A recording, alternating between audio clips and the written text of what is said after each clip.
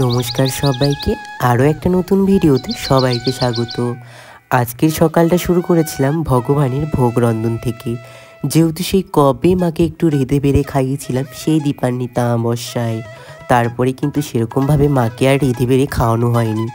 তাই আজকে এই পূর্ণিমা তিথিতেই মাকে একটু রেঁধে বেড়ে খাওয়াবো। প্রতিটা সকাল তো আমাদের ভগবান দেয়, প্রতিটা রাতও আমাদের কিন্তু ভগবানই দেয়।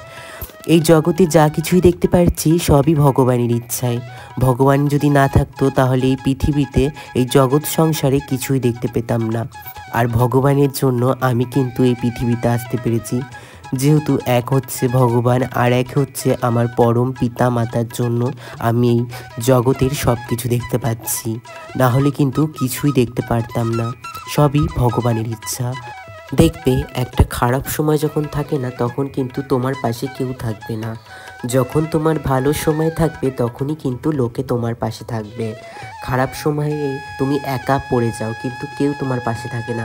তখন এক মনে তুমি ভগবানকে ডাকবে, দেখবেন ভগবান ঠিকই তোমার ডাকে সাড়া দেবে। কারণ ভগবান যেটা চাইবে সেটা মঙ্গলের জন্যই চাইবে। আর খারাপ সময় যে সব সময় থাকবে সেটা কিন্তু না।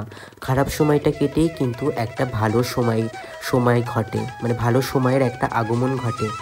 ভালো সময়টা আসবে, খারাপ সময়টা কেটেই কিন্তু একটা ভালো সময় আসে। আর আজকের মায়ের ভোগ কিন্তু আমার প্রায় রন্ধন করা হয়ে গেছে। আর এইদিকে কিন্তু আমি আলুর দমটা করে নিচ্ছি।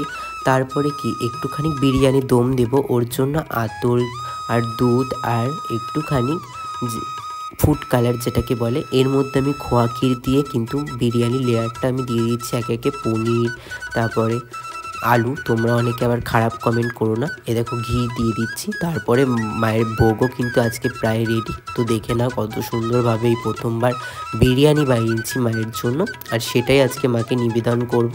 তো আজকের ভিডিওটা এই পর্যন্ত, দেখা হবে আরও একটা নতুন ভিডিওতে। সবাই ভালো থেকো, সুস্থ থেকো, আর চ্যানেলে নতুন থাকলে চ্যানেলটিকে সাবস্ক্রাইব করতে ভুলো না। নমস্কার সবাইকে।